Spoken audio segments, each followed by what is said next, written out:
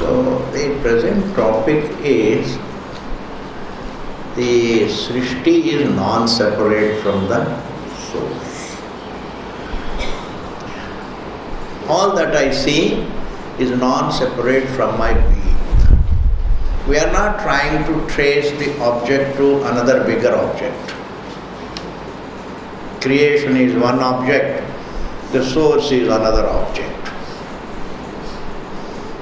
If the creation is objectified by me, and if the source is also objectified, imagined by me, and then if I try to trace the objectified universe to the imagined source, it doesn't make any difference, it doesn't mean anything.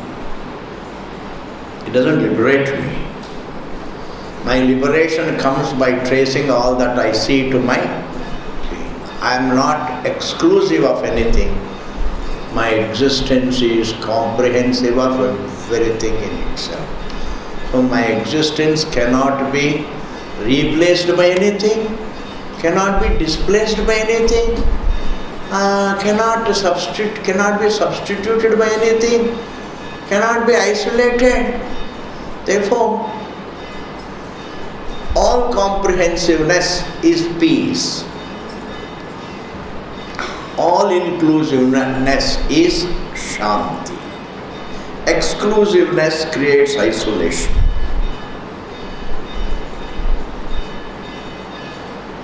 One wave feels isolated from other waves, leads to depression. I think of other jivas, oh, when I die I get isolated from all of them. As an individual, we always feel a sense of isolation. One wave feels isolated from other waves.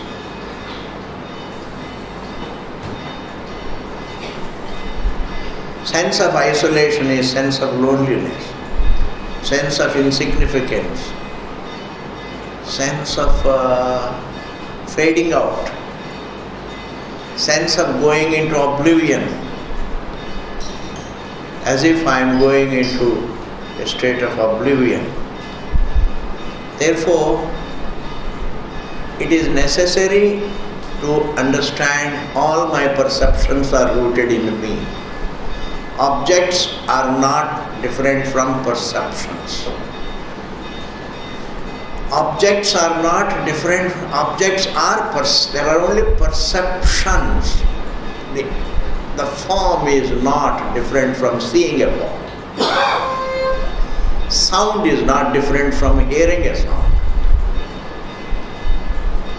The universe is not different from perception of the universe. And that perception is my perception, and it is rooted in my being. Like dreaming is rooted. Therefore, we don't trace the creation to some imagined source. We trace the creation to the subject, the object to the subject. Object has no problem, subject has the problem. Why? Because the subject as a conscious being thinks that I isolate the object and the object isolates me, the sense of division. That is why in one of the good pieces of Bhashya, Brihadaranyaka Bhashyakara says, in the very introduction of the Brihadaranyaka he says, right in the beginning, the first chapter, he says, Kritsna. He defines the word Kritsna. Sarva upasamharakatvam is Kritsnatvam, Kritsnata, Kartsniyam. The self is complete. What do you mean by complete? All comprehensiveness as itself. Like water is comprehensive of all the waves as water. We can't say the water is comprehensive of all the fish in it. That is not comprehensiveness. That is association. Fish is not H2O. Fish lives in water, whereas waves are water. It's true. Thus, the water is comprehensive of all the waves as water. But the water is not inclusive of all the fish as water. ये बात को बहुत seriously सोचना चाहिए.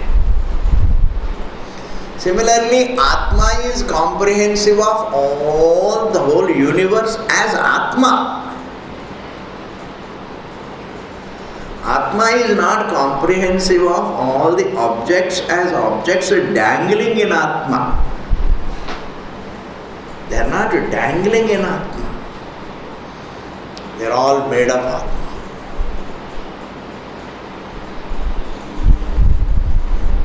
An ornament is not dangling in gold. A wave is not dangling in water. It is water. An ornament is not dangling. It's not floating in gold. It is gold. In that manner, this is the topic that we are doing, sir. The Jagat is non-separate from its source. And that source is the very person, the very being who is the universe.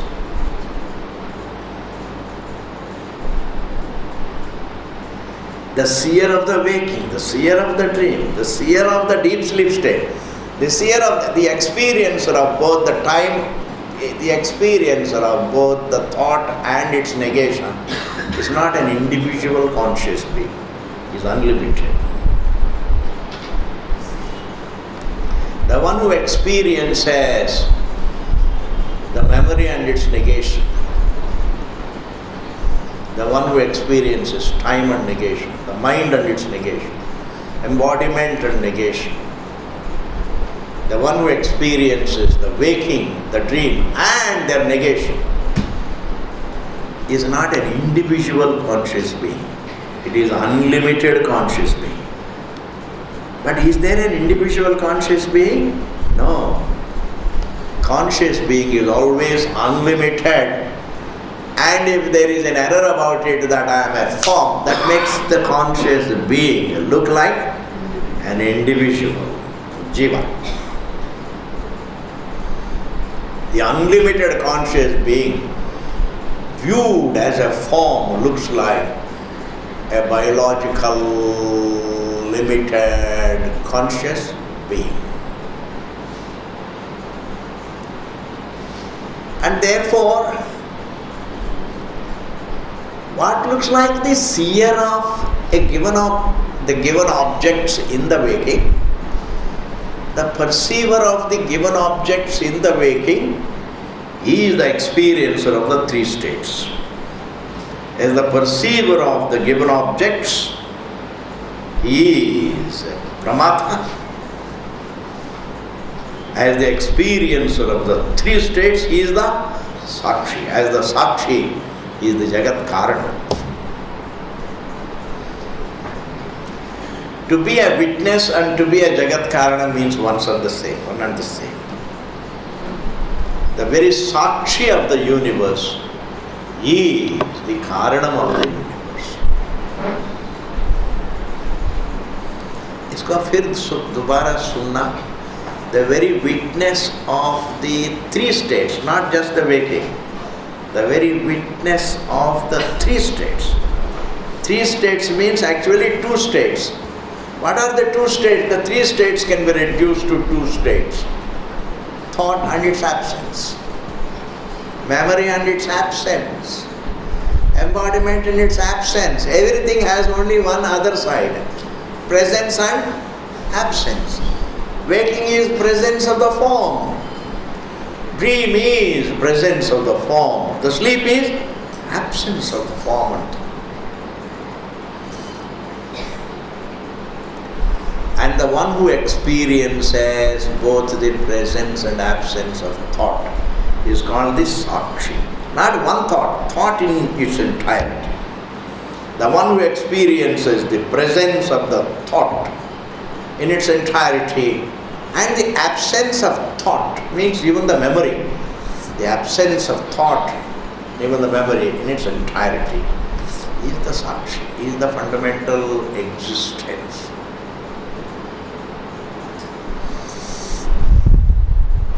Therefore, we don't trace the object to the object. It would be very wrong to trace the object, perceived object, to the imagined source.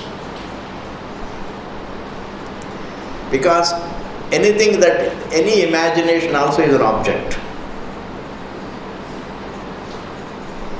Therefore, we trace the universe to the very seer. That becomes a reflection.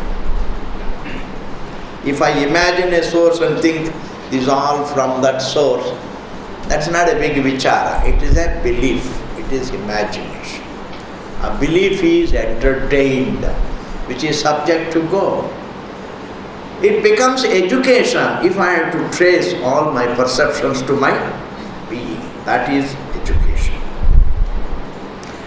Dream is traced to oneself. It takes place in me and it shant ho jata in me. The dream flares up in me. The dream is seen in me. The dream disappears in me. Therefore, for the Swapna, we are the Srishti Sthanam and we are also the Laya Sthanam. In the same manner, for the waking, there is no difference between the dream and the waking. That is perception, this is perception. You may have, this is for sense of real. That's hardly anything. Fundamentally, it is a sense perception. What is my attitude? That is immaterial.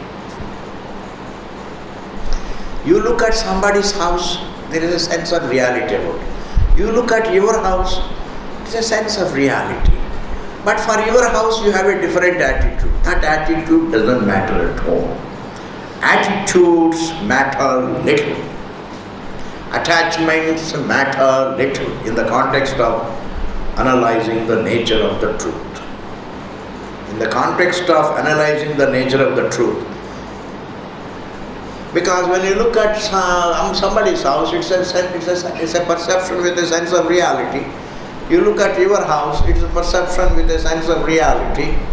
But to your house you have mamatvam. To somebody else's house you don't have mamatvam. So there is a difference in attitude. Difference in attitude, so what? From object to object we have difference in attitude. But to all objects there is something common, sense of reality. Similarly, dream objects, sense of reality. Inside the dream, you think of the dream as real as you think of the waking objects in the waking state. Don't read too much of a difference between Jagrata and Swapna, please. Their nature is the same. If the dream is dreamt, the waking also is dreamt in the truth. If dream is mithya, the Jagrata also is mithya. But then, here the dream changes every day, but the waking continues to be the same.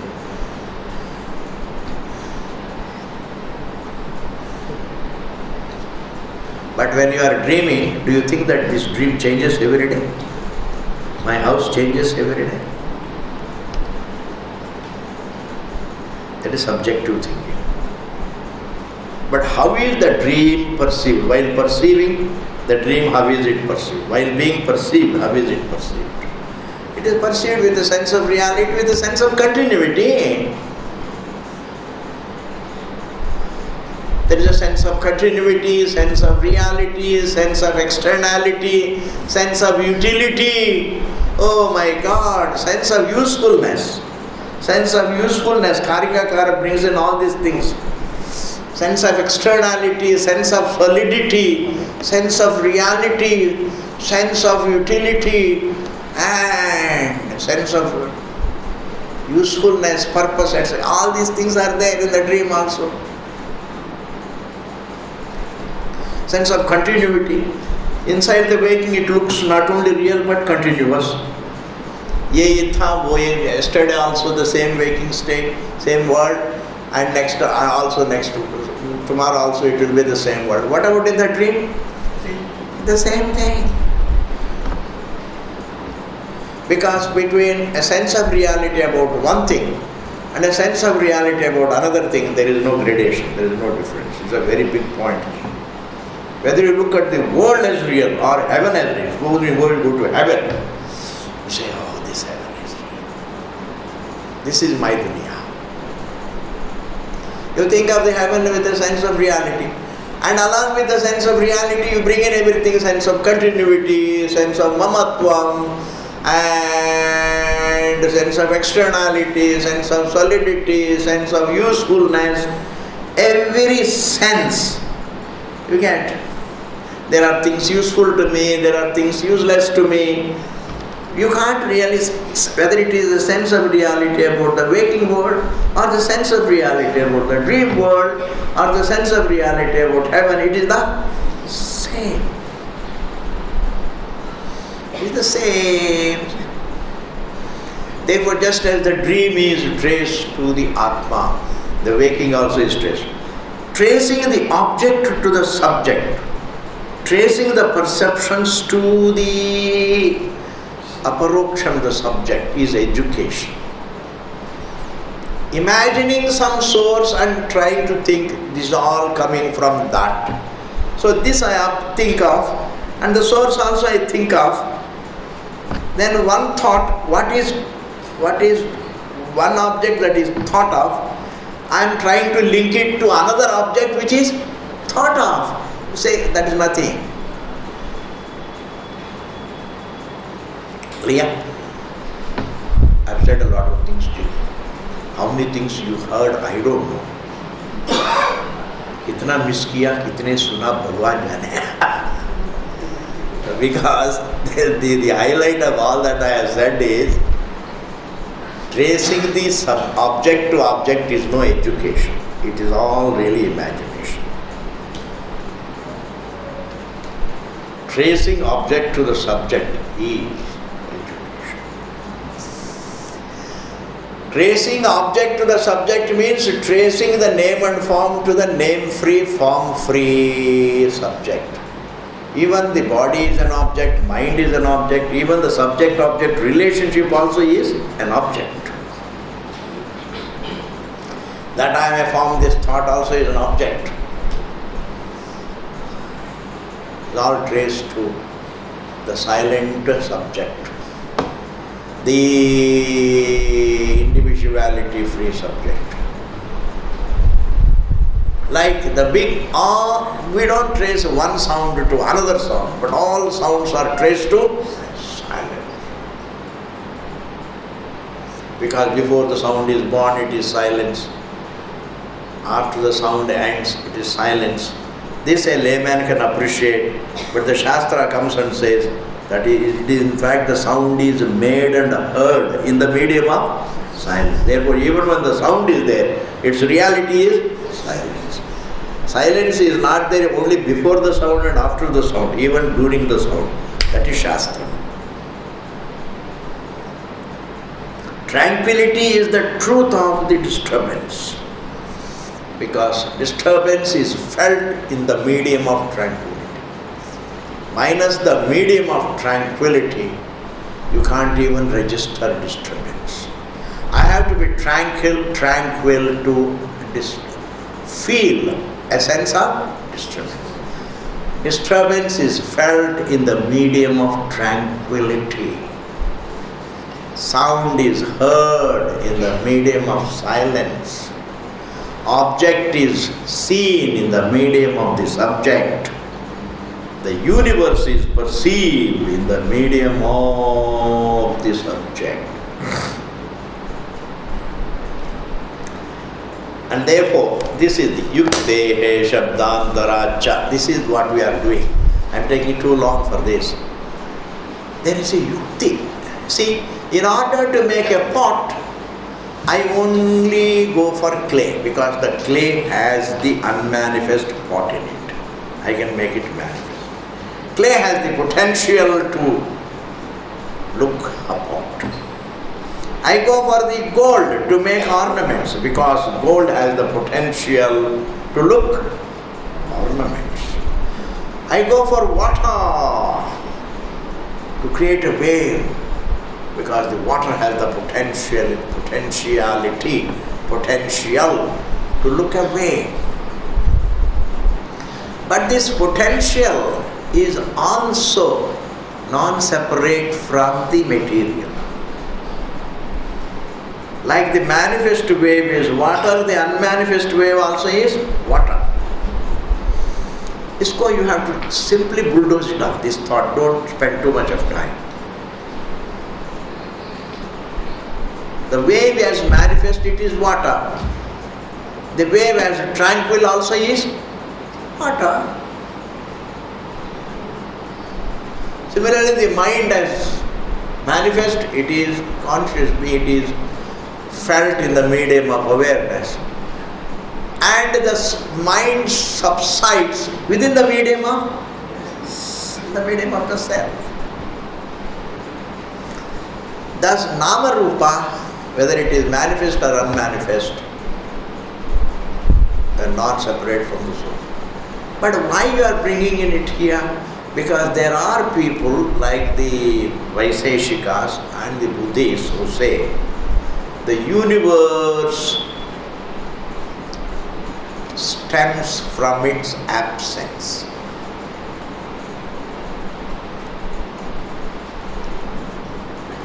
The world stems from its absence. I don't know how to put it. The table it is born from its absence. Vedanta says no, nothing stems from its absence. Everything stems from its potential. Even the science that is all discovered today, I tell you, that knowledge was in the potential. Every scientist, the entire science was, every discovery was potentially available. Human mind has the potential to stumble upon scientific facts. Every scientist as a child carried the potential to discover. Therefore, every child becomes a young man, he becomes a father. Every child fathers a child. That means every child carries the potential to father a child. Therefore, accepting the potential before the creation makes it Satkaryavada. Not accepting the potential before the creation makes it Asatkaryavada. Asatkaryavada slowly leads to Shunyavada. Did you follow this? Asatkaryavada slowly leads you to Shunyavada, whereas Satkaryavada leads to Brahmavada. Brahmavada, Vedanta does what? Brahmavada. And the Buddhists talk about Shunyavada. You know, one of the Indian schools of thought called Vaiseshikas, a very lay thinking, any layman thinks like this. Before the creation of the table, what was there? Nothing. That there was no table. Therefore, the table comes from its absence. This is a very, very lay thinking. And many scholars also think in a very lay manner. This Vaiseshikas also. Because if you eat too much of pudi aloo, then it's a problem. You understand, you know? Too much of pudi aloo if you take, then you start thinking very late. थोड़ा सा सात्विक food ले, थोड़ा lighter food. समझिए पूरी आलू बहुत अच्छा होता है, वो बात अलग है, कभी कभी के लिए ठीक है, can't go on taking puri aloo, chola bhatura, aloo paratha. दिमाग खराब हो जाता है थोड़ा सा, हल्का हल्का चीज ले लेना. Anyway, I don't know about this food and all that, you think about it, but what I am saying is even great scholars think in a very lame manner. Very, very lame. Before the table came, what was there? Nothing. So table came from where? From its absence. So I was born from my absence. Before you were born, what is there? Nothing. So you are born from your absence. Born out of nothing. Call it born from its absence or born out of nothing. Absence means nothing. So the creation stems from nothing is what is called Shunyavada. But according to Vaiseshikas, it is called Asat Karyavada. Asat Karyavada means, accepting no potential.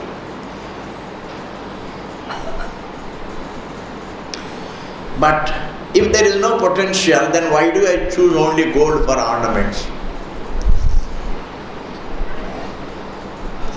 If I can create an ornament out of nothing, then why do I look for gold? If I can create a pot out of nothing, then why should I look for clay? If I can make a table out of nothing, then why should I look for the wood? If I can make really buses and cars and planes and trains, etc., out of nothing, then I don't look for iron ore, metal. Tatas became rich not out of nothing. They used all the raw material. And the raw material for the universe is the tranquil being. And that raw material has the potential for the universe. But that potential also is as non-separate from the material as even the manifest. बस इतना ही है. The wave as playing around is non-separate from water. Even a tranquil wave is non-separate from water.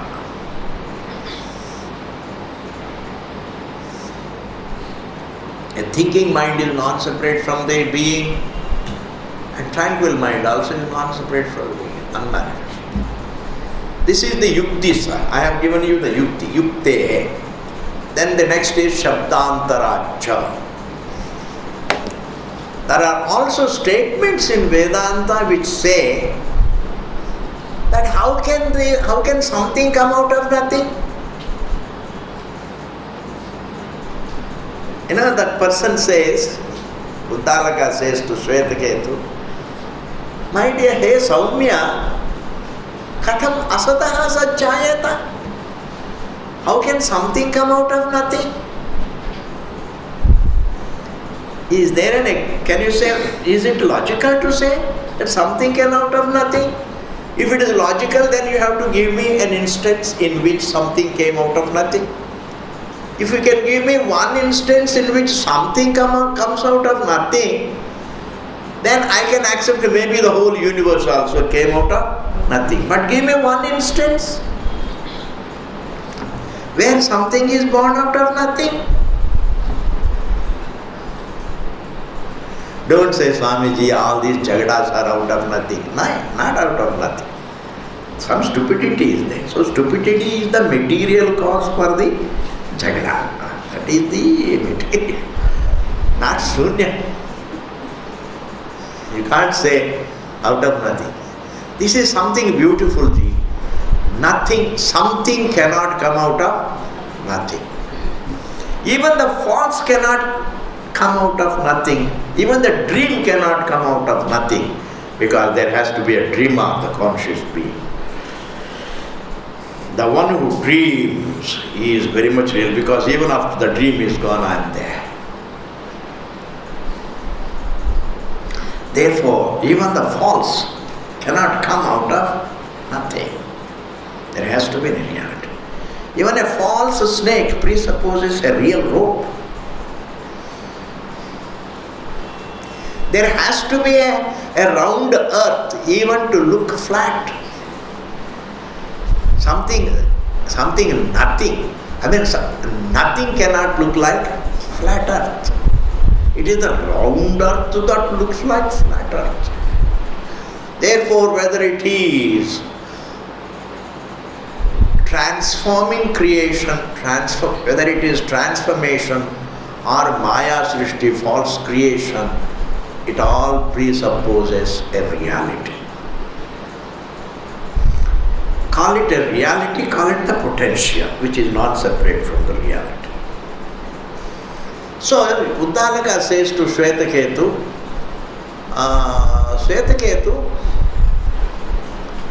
first he says, this universe was once upon a time. Before the creation it was all Sat. It was nothing but Sat, the source, the Brahman. Like before the table was created, it was nothing but wood, like that. Before it becomes the universe, it was all only the Sat, means the subject is unlimited. Then he says, Asataha, Asadeva Saumidamagrasit. He says, before it was manifest, it was all Asat, means unmanifest. And then it tells, then Shvetaketu he is thinking Asat means non-existence. Then Uddalaka reads his mind and says, hey, Shvetaketu, how can something come out of nothing, non-existence? There is only the truth and the creation. Between the truth and the creation, there is unmanifest. I said there is an ornament and there is gold. But before the ornament is made, we can say this ornament is potentially there in the gold. The gold can be shaped into an ornament. I can't shape water into an ornament. I can't shape mitti into ornament. Thus, different creations have their potential in different things. If nothing alone is the potential, if everything has to come from nothing, then I don't have to look for a given thing. In order to make an ornament, I don't have to look for gold. To make a pot, I don't have to look for clay. To make a table, I don't have to look for wood. If nothing, something can come out of nothing.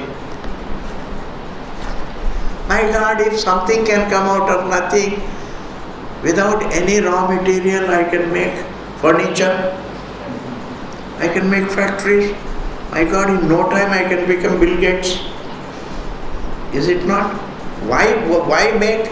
I should be able to make money also out of nothing. Just print dollars, take a shortcut. Yes, out of nothing. The wave of hand. Wagons and wagons of dollars. Each dollar bill, each bill is of $1,000 bill. Such bills, wagons. Hey Bhagavan, even thinking of it is so nice. No? Hey Bhagavan, even thinking of these dollar bills is so nice. But then I'm telling you, it is all nothing. Don't get overawed by all this. It all means nothing. When you are hungry, all that matters is do roti, I am telling you. This do roti Siddhartham of India holds true for eternity. Yes. When you are dying, गला सूख रहा है तो 2 बूंद चाहिए बस पानी. वो भी भाग्य हो तो मिलेगा, नहीं तो वो भी नहीं मिलेगा.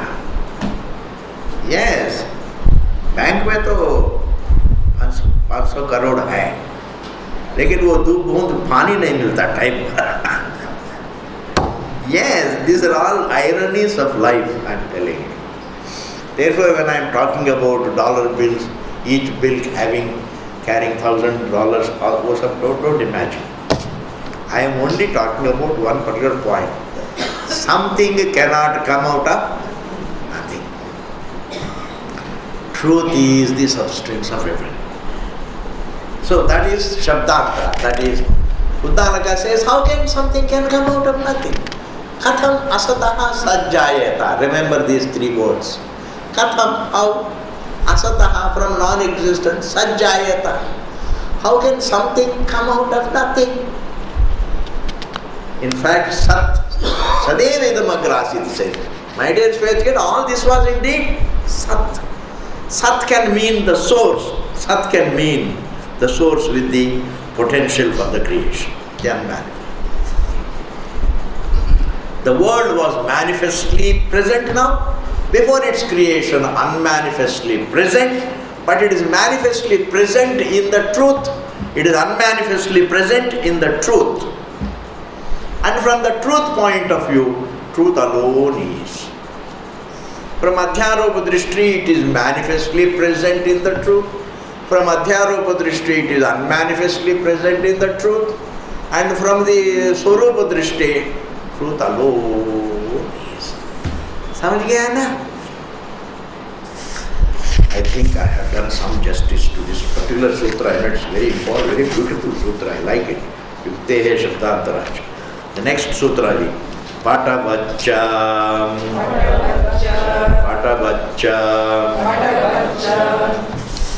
You know, if you go to South India, Patavat means like a piece of cloth. Supposing you go to some South India, to a sari house, you know, sari house. What is, how is it called? Sari house only? Sari Emporium, okay. Sari Emporium.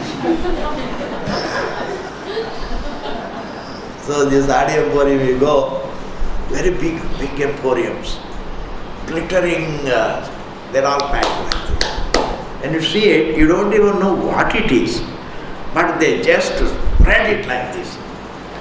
They are so good at just opening, and then again when they fold it, in no time they fold it. They are so good at hoodwinking your eyes. Yes. They do magic to your eyes. And if you have money, they will see to it that you give your money to them and then go. Yes. This is called Patavaccha, meaning unmanifest. Folded, you don't know what it is. Unfolded, you know what it is. This is called unfolding, elaborately. That is called manifestation. Closing down, unmanifest. So the eyes and the forms become unmanifest in sleep. The senses and the objects, the mind and the universe become unmanifest in the truth. And when it becomes totally unmanifest, and even there is no karma to wake up, even the prarabdha is exhausted, then he would become again, the manifestation takes place in some other form. Anyway, this much you understand. When you close your eyes, it's not shunyam, it is tranquility. When you close your mind, it is your tranquil presence. When you close your memory, it is your tranquil presence. When you open your eyes, it is your struggling presence. Thinking presence, let me call it your thinking presence. Feeling presence, working presence, hungry presence, thirsty presence, thinking presence. Now I feel my thinking presence. Now I feel I am my tranquil presence. In sleep, what is it? Our tranquil presence. But our tranquil presence is interpreted as our non-presence, absence. Tranquil presence is interpreted as absence. If you interpret the tranquil presence as absence, definitely you get scared. Yes, you get scared. I don't want to go to sleep because the doctors have said if I go to sleep I won't wake up. Okay, ठीक है. How long can you remain awake? Because swabhava, because the eyes get tired, mind gets tired, and without your knowledge you fall asleep. एक proverb in Hindi, what is proverb called? मुहावरा. मुहावरा. आपको एक मुहावरा सुनाऊं? मंत्री, मौसम, मौत के बारे में कुछ पता नहीं है. मंत्री, मौसम और मौत के बारे में कुछ पता नहीं है, कुछ बता नहीं सकते. मौत का मतलब just even falling asleep is mouth anyway. So you just don't know when you fall. You don't decide and then go to sleep. You just only, sometimes you lie down and fall asleep, sometimes you stand and fall asleep. When you are traveling in a DTC bus, when you are tired, the strategy of the truth is you stand the truth. That is the only way to be free from the fatigue. Fatigue cannot be fought by anything. Sometimes when you are tired, you take to some entertainments. But sometimes entertainment also tires. Maybe it helps you to an extent, but then itself becomes a problem. Every entertainment becomes a boredom. When you are hungry, you eat food. The same food, if you overdo it, then it becomes a problem. Anyway, the only answer to fatigue is not manoranjan, is not entertainment. The only way to get out of fatigue is you go back to your soul. You sink into yourself.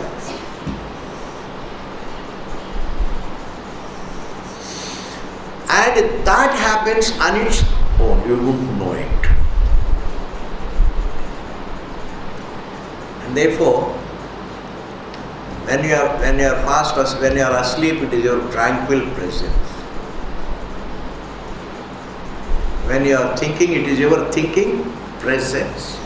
You never come across your absence.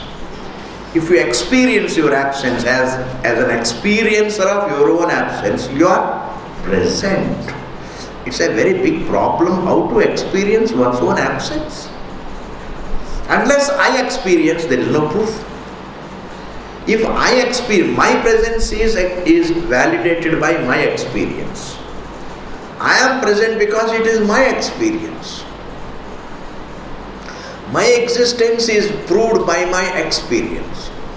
If I have to prove my absence, then it should be my experience. If it is my experience, then I am never absent. And therefore, those people who make statements like this, we become absent, they don't understand this logical problem. How do we reconcile to this particular problem? What is the proof of my negation? Everything is proved in relation to my experience. Everything is proved or disproved only in relation to my experience. The sun is bright because that is my experience. The fire is hot because that is my experience. That's the only pramana.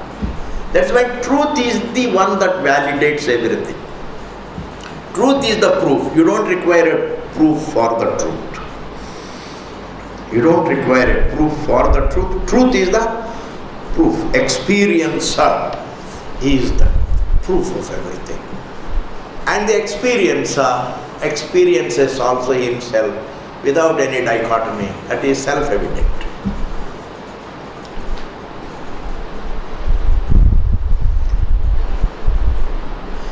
The tree is green because I experience it so.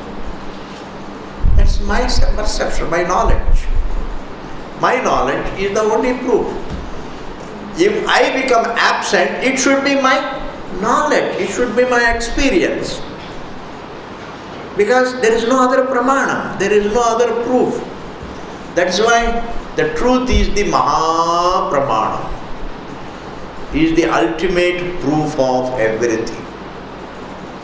The waking, the experiencer of the waking is the proof of the waking. The experiencer of the dream is the proof of the dream. The experiencer of the falsity of the dream is the proof of the falsity of the dream. The experiencer of the temporariness of the waking is the proof of the temporariness of the waking. The experiencer of the temporariness of the thought is the proof of the temporariness of the thought. If the experiencer himself becomes absent, now very objectively let us take, all right, I accept, I become non-existent. But what is the proof? Because in order to, if I become absent, that absent should be my experience. If it is my experience, then I am not absent.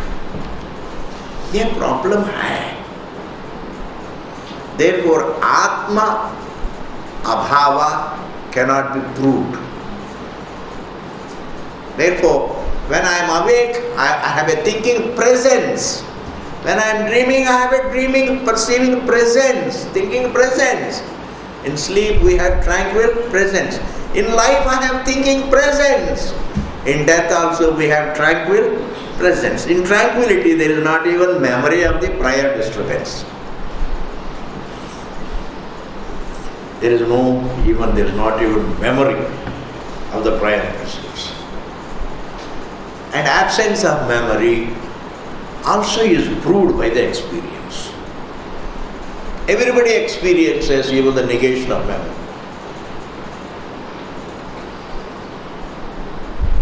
I say, when you were 2 years old, you had a jagada with another child. Do you remember? No. How do you know? It's my experience that I don't remember. The day you were born, do you remember? Where were you born? Earth or sky or in the hospital or at home? Where? मुझे पता नहीं.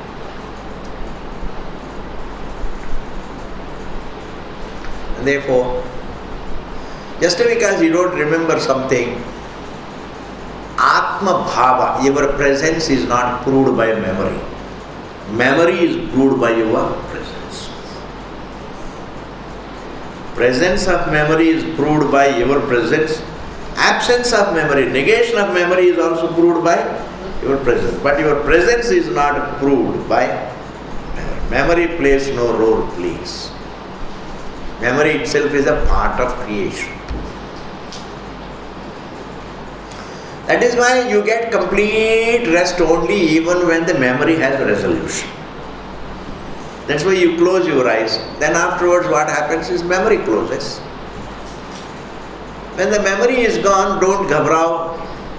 Memory is meant to go because memory is a part of creation. Memory has to go. It has to dip into the tranquility. The idea that I am a Delhiite, I am a friend of this, that entire sociological identity itself is a memory, is a thought. And a thought becomes memory that has to dip. Therefore, when a man dies, he doesn't carry the thought, what he was in Delhi.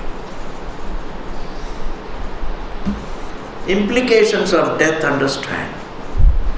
The implications of death don't frighten, they only enlighten you. They only enlighten us. Just as sleep is tranquility, death also is tranquility. Therefore, here Bhagavan says, Patavaccha. How an object folded, like a tree folded back in the seed form, I don't know which tree it is. When it becomes manifest, I see it. But seed as unmanifest, the names and forms as unmanifest or manifest are rooted in the being. This is the Patavacha. That there is unmanifest. The creation does not presuppose absence, but the creation presupposes the unmanifest presence. Like what? The spread out sari, the spread out cloth, before it gets spread out, it was there in the form of folding. That is called unmanifest presence. So the cloth is folded, and then it becomes this much. I don't even know what it is. So the vast piece of cloth is there in the form of manifest presence. So the spread of the cloth doesn't stem from its absence. The spread of cloth stems from its manifest presence. It doesn't spread from its absence. It stems from. Stems means springs from its manifest presence. The tree stems from its unmanifest presence. Unmanifest presence. The wave stems from its unmanifest presence. Call it stems from unmanifest presence, or call it stems from water. Both are right. The wave stems from water, or you say the wave stems from its unmanifest presence in water. The ornament stems straight from gold. Okay. Oh, the ornament stems from its unmanifest presence in gold. Both are Sat. It stems from gold, it is Satkariva. It stems from the unmanifest, its own unmanifest presence in gold. This is also Satkariva. There is no problem. But in contrast to this great Vedanta, there have been bylanes of some schools of thought. Kuch nahi hai. When we die, we are nothing. Before we were born, we were nothing. After death, we are nothing. Of course, now we are nothing. अभी भी कुछ नहीं है. जब अभी भी कुछ नहीं, पहले कुछ कैसे हो सकता है? In this manner, we become loose in our thinking about ourselves. If you become loose in thinking about something, some object, you are not a loser. But if you become loose in thinking about your existence, you lose the truth. You deny yourself. It's like education. If you think loose about education, you lose education. You can't think loose about the very important things. Education is important. I should think correctly about it. Health is important. I should not think loose. Hey, kuch nahi hoga ji, paratha khate raho. There is all loose thinking. Yes, loose thinking. Therefore, but when it comes to the truth, that is the most important. That is all important. If I think loose about the all important, then I lose the all, the whole. But Vedanta comes and says, my dear, you have intelligence, think correctly about yourself. You think correctly about yourself. You have the intelligence adequate enough to deliver, to give, to enlighten you about your being. The great tranquility. Just as you understand what is disturbance, also understand what is tranquility. Understand tranquility. Tranquility means your tranquil presence. There is no other tranquility. Tranquility is not an object. Understand your tranquil presence. If you can understand the disturbed you can also understand the tranquil you. The tranquil you. Is prakar. Patavaccha. Next comes yathacha pranadi. This we will see. The next class is going to take time. Om Purnamadaha Purnamidam Purnat Purnamudachyate Purnasya Purnamadaya Purnameva Vasishyate. Om Shanti Shanti Shanti.